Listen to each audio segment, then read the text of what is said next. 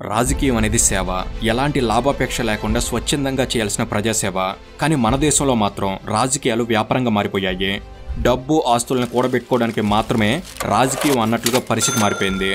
దేశంలో richest persons వ్యాపార రంగంలో ఉన్నారు అనుకుంటే పొరపాటే అవుతుంది. ఎందుకంటే అన్డిస్క్లోజ్డ్ ఇన్కమ్ అంటే బ్లాక్ మనీని కన్సిడర్ చేస్తే కొందరు రాజకీయ నాయకుల సంపద ముందు అంబానీలు అదనీలు కూడా సరిపోరు. అందుకే మన దేశంలో రాజకీయాలకు అర్థం, రాజకీయాలు చేయడంలో పరమార్థం రెండూ వేరు. రీసెంట్గా ఒక సంస్థ రిలీజ్ చేసిన సర్వే ప్రకారం దేశంలో అత్యంత సంపన్నమైన ముఖ్యమంత్రుల జాబితాలో ఆంధ్రప్రదేశ్ ముఖ్యమంత్రి నారా చంద్రబాబు నాయుడు గారు టాప్ ప్లేస్లో నిలిస్తే వెస్ట్ బెంగాల్ ముఖ్యమంత్రి మమతా బెనర్జీ గారు లాస్ట్ ప్లేస్లో నిలిచారు. దేశంలో ఉన్న మొత్తం 30 మంది ముఖ్యమంత్రుల జాబితాలో తెలుగు రాష్ట్రాల ముఖ్యమంత్రులు ఇద్దరు టాప్ రిచెస్ట్ సీఎంస్ లిస్టులో టాప్ 10లో చోటు సంపాదించారు. కాబట్టి ఈ మధ్య జరిగిన ఈ సర్వే ఏంటిది? టాప్ రిచెస్ట్ చీఫ్ మినిస్టర్ లిస్టులో ఉన్న టాప్ 10 సీఎంస్ ఎవరు? ప్రజాసేవలో ఉన్న ఈ నాయకులు ఇంత సంపదను కూడబెట్టడానికి కారణమైన వ్యాపారాలేంటి? ఆయా నాయకులు ప్రకటించిన ఆస్తుల విలువకు వాస్తవ ఆస్తులకు సంబంధం ఉందా? అసలు దేశంలో రిచెస్ట్ సీఎం అయ్యే అవకాశం ఉన్న లీడర్ ఎవరు? దేశంలో రిచెస్ట్ ఎమ్మెల్యే ఎవరు?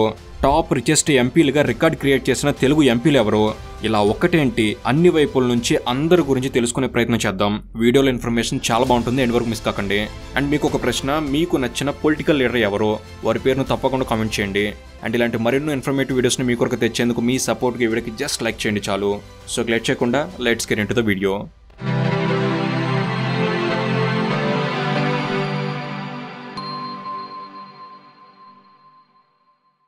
దేశంలో అత్యంత సంపన్నమైన ముఖ్యమంత్రుల జాబితా 2025 ఆగస్టులో విడుదలైంది.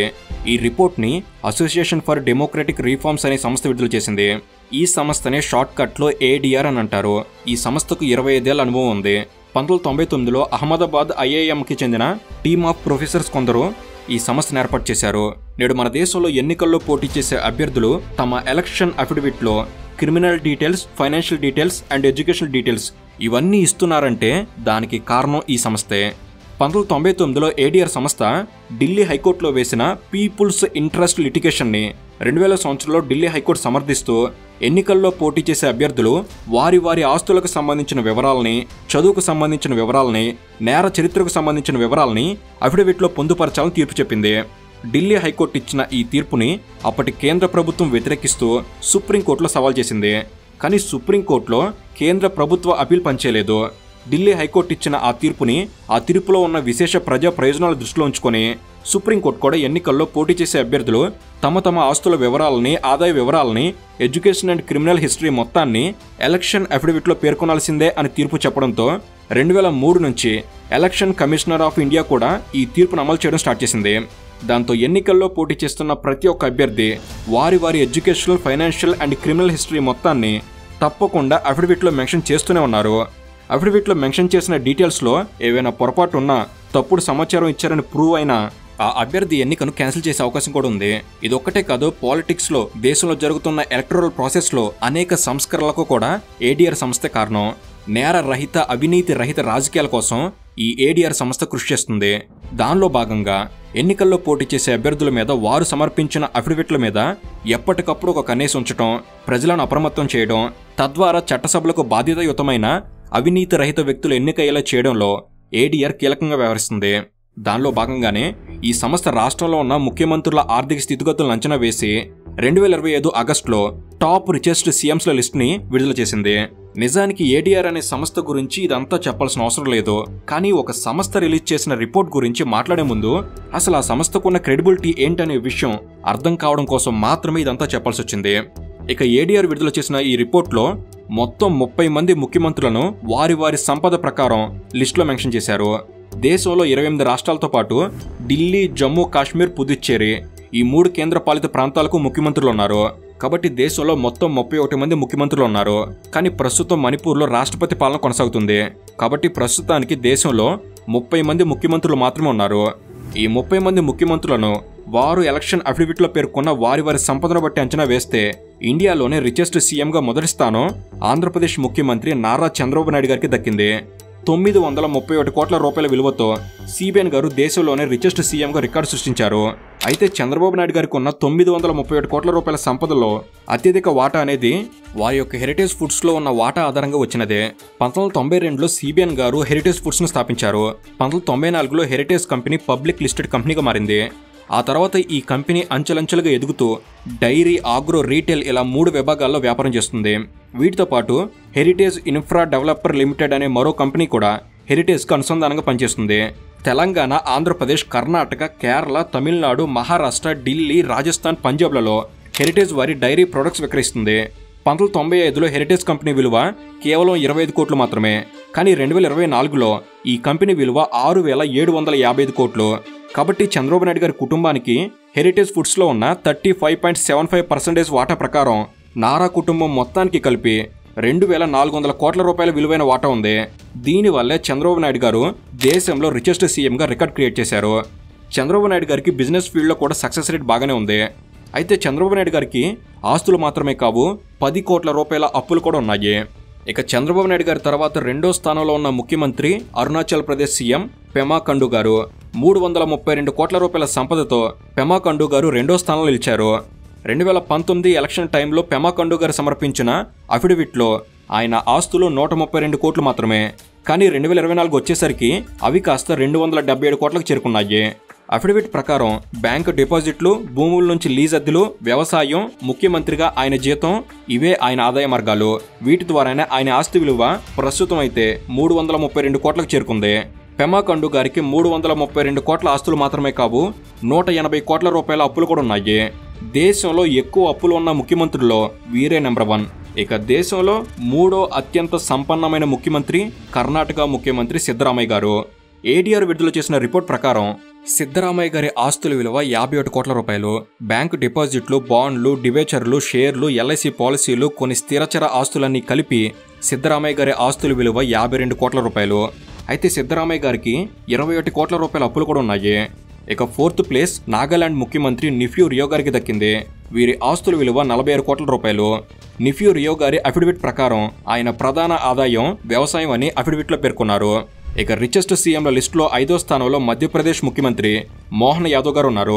మోహన్ యాదవ్ గారు 42 కోట్ల రూపాయల ఆస్తులతో 5వ స్థానాన్ని దక్కించుకున్నారు. అలాగే వీరికి 8.5 కోట్ల రూపాయల అప్పులు కూడా ఉన్నాయి. కాబట్టి ఏడీఆర్ విడుదల చేసిన రిచెస్ట్ సీఎంల జాబితాలో టాప్ 5లో ఉన్నవారు వీరే.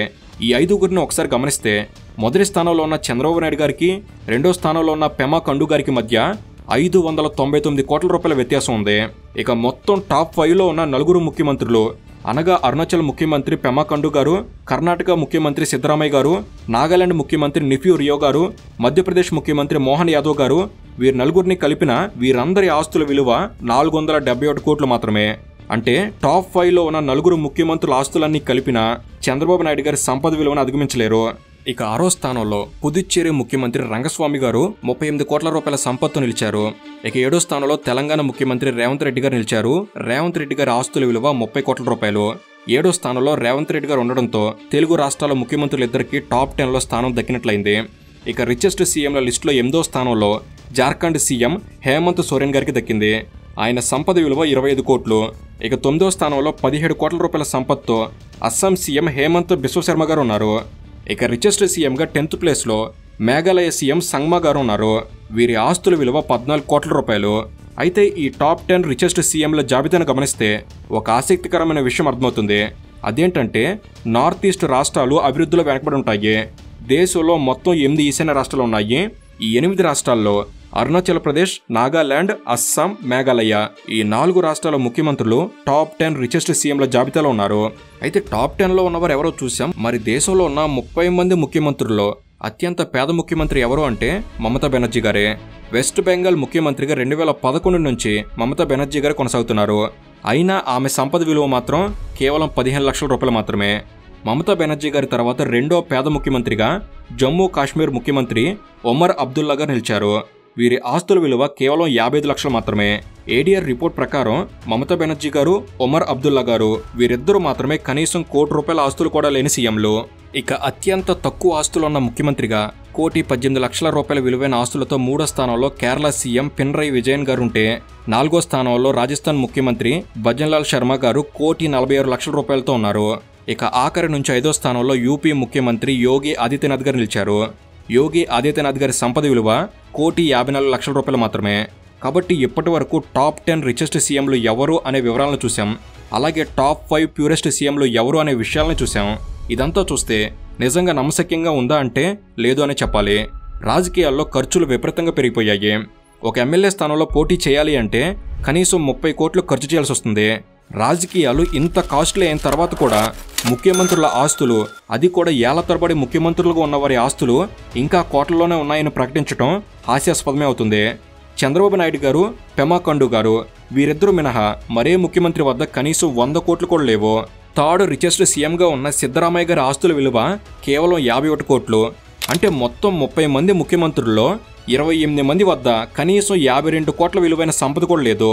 మొత్తం లిస్టులో 16 మంది ముఖ్యమంత్రుల ఆస్తి విలువ 1 కోటి నుంచి 10 కోట్ల మధ్య ఉంటుంది. ఈ లెక్కలన్నీ చూస్తుంటే ఇంతకన్నా పెద్ద అబద్ధం ఉంటుందా అనిపిస్తుంది కదా. దేశంలో వ్యవస్థలు ఏ స్థాయిలో మోసానికి గురవుతున్నాయో అర్థం చేసుకోవడానికి ఈ లెక్కలే సాక్ష్యం. వ్యవస్థలో మోసానికి గురవుతున్నాయి అంటే ప్రజలు మోసపోతున్నట్టు అర్థం. వీడియో స్టార్టింగ్లో చెప్పినట్టు దేశంలో ఉన్న రాజకీయ నాయకులు నిజాయితీగా తమ ఆస్తుల విలువను ప్రకటిస్తే అంబానీలు, అదనీలు కూడా వారి ముందు సరిపోరు. కానీ వారు నిజాయితీగా ఆస్తులను ప్రకటిస్తే వారు చేసిన అవినీతి బయటపడుతుంది. ఆదాయానికి మించిన ఆస్తుల కేసులో ప్రతి ఒక్క ముఖ్యమంత్రి జైలుకు వెళ్లాల్సిందే. అందుకే ఈ దొంగ లెక్కలు, తప్పుడు లెక్కలతో ప్రజలను, వ్యవస్థల్ని మభ్యపెడుతూనే ఉంటారు. ఇలాంటి వ్యవస్థాగతమైన అవినీతి అనేది లిస్టులో ఉన్న 30 మంది ముఖ్యమంత్రులతో మొదలైంది కాదు. వీరిని కట్టడి చేయడం ద్వారా ఆగిపోయేది కాదు. గతంలో పదవుల్లో ఉన్నవారు ఇదే చేశారు. భవిష్యత్తులో పదవిలోకి రాబోయే వారు కూడా ఇదే చేయొచ్చు కూడా. ప్రజలు ఓటుకు నోటు తీసుకుని ఎన్నికల్లో ధన ప్రవాహాన్ని ప్రోత్సహించినంత కాలం వ్యవస్థలు కూడా రాజీ పడి రాజకీయ నాయకులకు బానిసలుగా మారి ఇలాంటి తప్పుడు లెక్కల్ని అంగీకరిస్తూనే ఉంటాయి.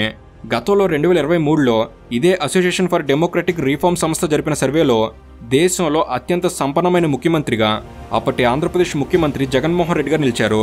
కాబట్టి ముఖ్యమంత్రిగా జగన్మోహన్ రెడ్డి గారు ఉన్నా, చంద్రబాబు నాయుడు గారు ఉన్నా టాప్ రిచెస్ట్ సీఎం పొజిషన్ మాత్రం ఆంధ్రప్రదేశ్ రాష్ట్రానికి దక్కుతూ వస్తుంది. అయితే కర్ణాటక ముఖ్యమంత్రి రేసులో డీకే శివకుమార్ గారు కూడా ఉన్నారు.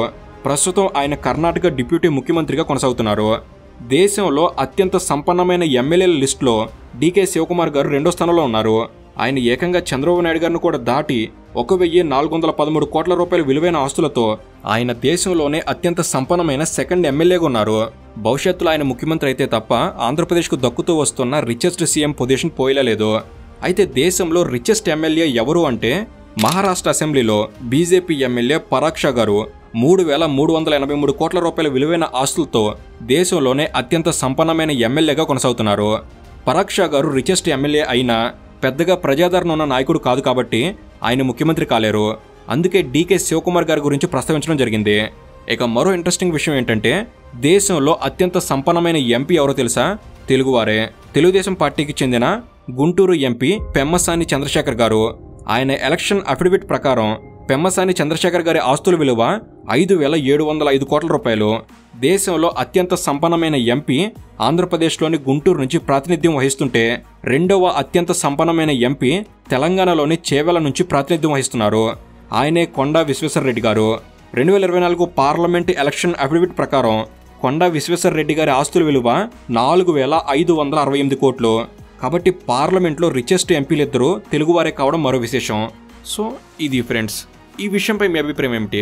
తప్పకుండా మీ అభిప్రాయాన్ని కామెంట్స్లో పంచుకోండి. అండ్ ఇలాంటి మరెన్నో ఇన్ఫర్మేటివ్ వీడియోస్ ఇక్కడ నుంచి వెంటనే రాబోతున్నాయి. ఏది మిస్ కాకుండా మీ వరకు చేరేందుకు తప్పకుండా మన తెలుగు నాలెడ్జ్ని సబ్స్క్రైబ్ చేసుకొని మన ఫ్యామిలీలో భాగం కండి.